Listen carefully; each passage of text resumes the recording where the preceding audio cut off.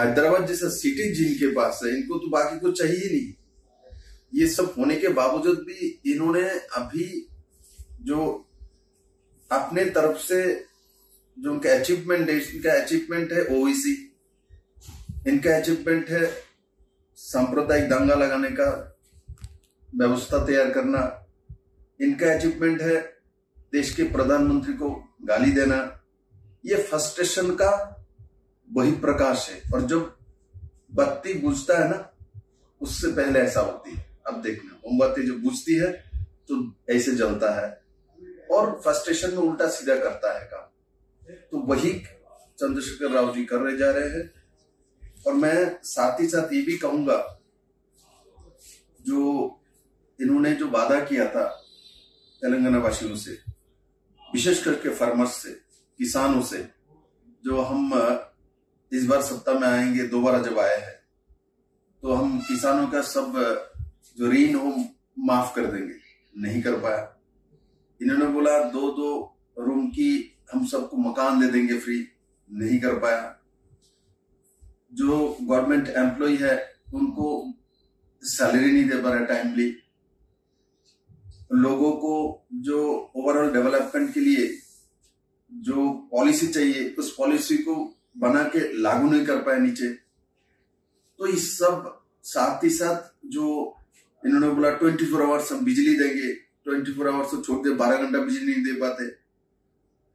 प्रधानमंत्री नरेंद्र भाई मोदी जी ने जल जीवन मिशन के माध्यम से पूरे देश में 2024 के अंदर हर घर में पानी पहुंचाने का मुफ्त, ये आपको भी दिया। आपने 50,000 करोड़ रुपए का पानी किसके घर में दिया, ये तेलंगाना वासी उनको पूछ रहे हैं कि पैसा कहाँ गई। इरिगेशन के नाम से करोड़ों रुपया हजम कर ली गई है। तो मैं यहाँ आदिलाबाद से, ऐतिहासिक सिटी है, मैं इतना जरूर जानता हूं, केंद्र में मोदी का सरकार है, ट्रांसपेरेंट सरकार है, हिसाब सब ली जाएगी।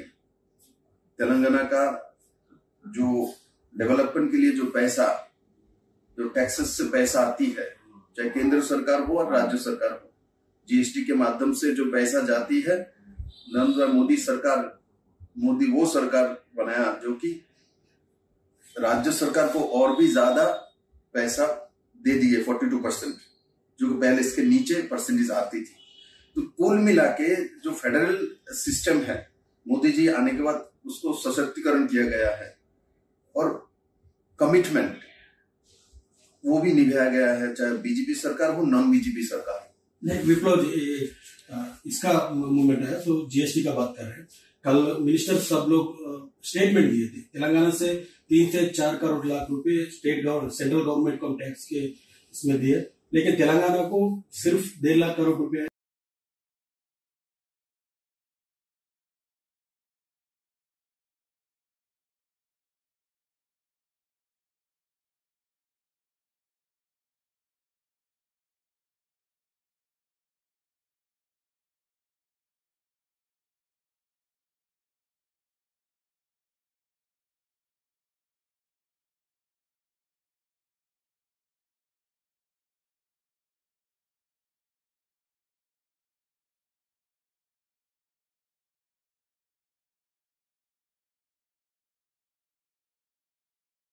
और 2 लाख के ऊपर करोड़ हमारे को आने का है। हमारे पैसे से दूसरे स्टेट को डेवलप कर रहे हैं, गुजरात हो, यूपी हो, दूसरे स्टेट को डेवलप कर रहे हो। स्टेटमेंट है इधर का मिनिस्टर का।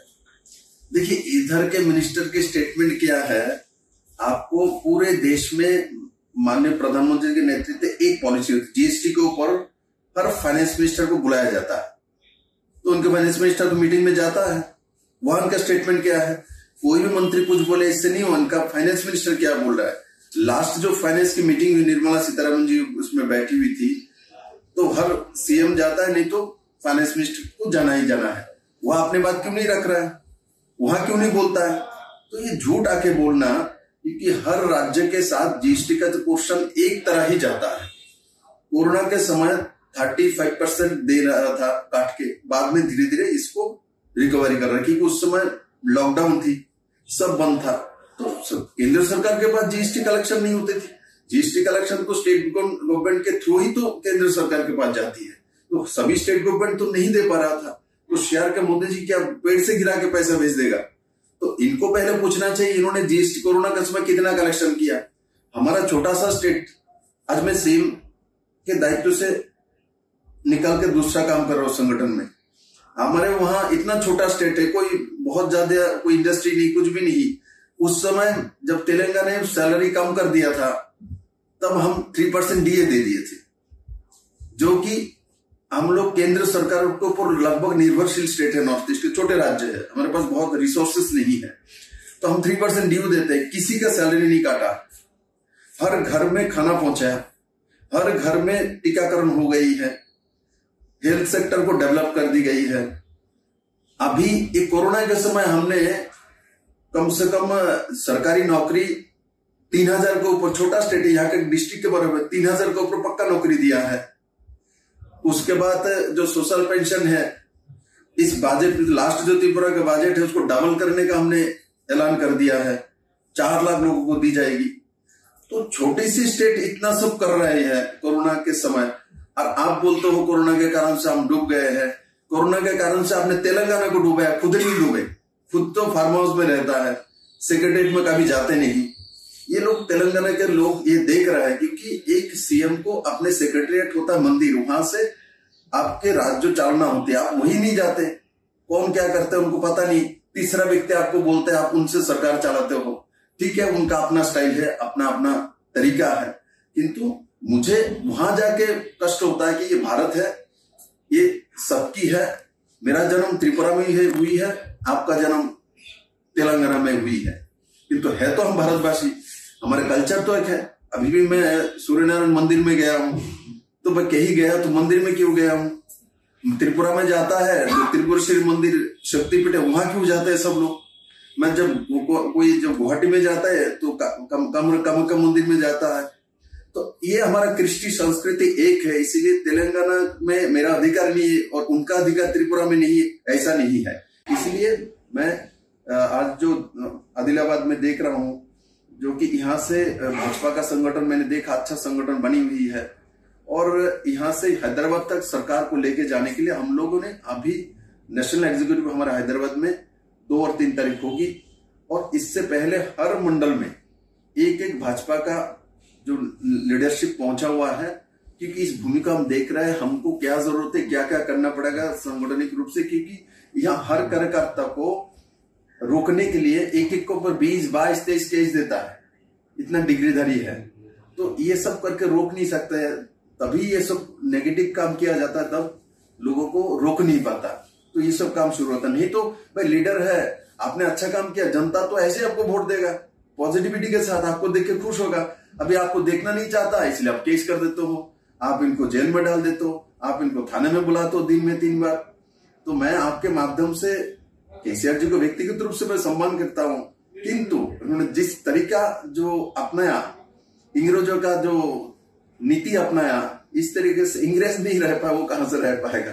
विप्लव जी, कल केसीआर का लेकर केटीआर मिनिस्टर केटीआर एक स्टेटमेंट दिया, ये जो बीजेपी का एग्जीक्यूटिव मीटिंग है, ये सब लोग टूरिस्ट के जैसा है, हैदराबाद का बिरयानी खाओ, ईरानी चाय पीकर जाओ, बोल के उनका स्टेटमेंट है। इसके बारे में क्या बोलना? देखिए, देश भारत है, अतिथि देवो भव, तो उसके बेटा वो यही शब्द बोला, मैंने बोला ना किस पहले, अच्छा है बुलाए हम लोगों को, खिलाए, हम कौन सा मना कर रहे हैं? केसीआर जी का जो सीएम आवास में हम लोग को सबको बुलाया, हम तो भाई हम बुलाएंगे तो चले जाएंगे, कौन सा भाई हमारे दुश्मन है? भारत के भारतवासी है।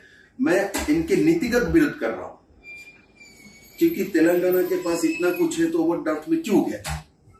ये हमारे विरोधी पार्टियों के मूल भूमिका होनी चाहिए। तो भारतीय जनता पार्टी या विरोधी पार्टी की भूमिका में है, तो भारतीय जनता पार्टी के एक एक कार्यकर्ता उसको बोलेगा, और अच्छे सशक्त विरोधी पार्टी जहां रहता है सकारात्मक, वहां सरकार अच्छा चलती है। ये सरकार अच्छा चलाना नहीं चाहता है, इसीलिए विरोधी पार्टियों को दमन पीड़न नीति चालू करता है, तो इससे प्रमाणित होता है उनका सिस्टम सही नहीं है, इसलिए उनको दमन पीड़न करता है। तो कम से कम इनके बेटे को अतिथि देवो मानसिकता ही, तो कम से कम अपने बेटे से कुछ सीख ले, तो ये तो अच्छी बात है भाई। हैदराबाद का बिरयानी सबको खिलाना चाहता है, घर में लेके जाना चाहता है। हमको लगता है उनके पापा को बिना पूछे, उनके फादर को बिना पूछे उन्होंने बोल दिया, ये सब सुनेंगे तो उनको घर से निकाल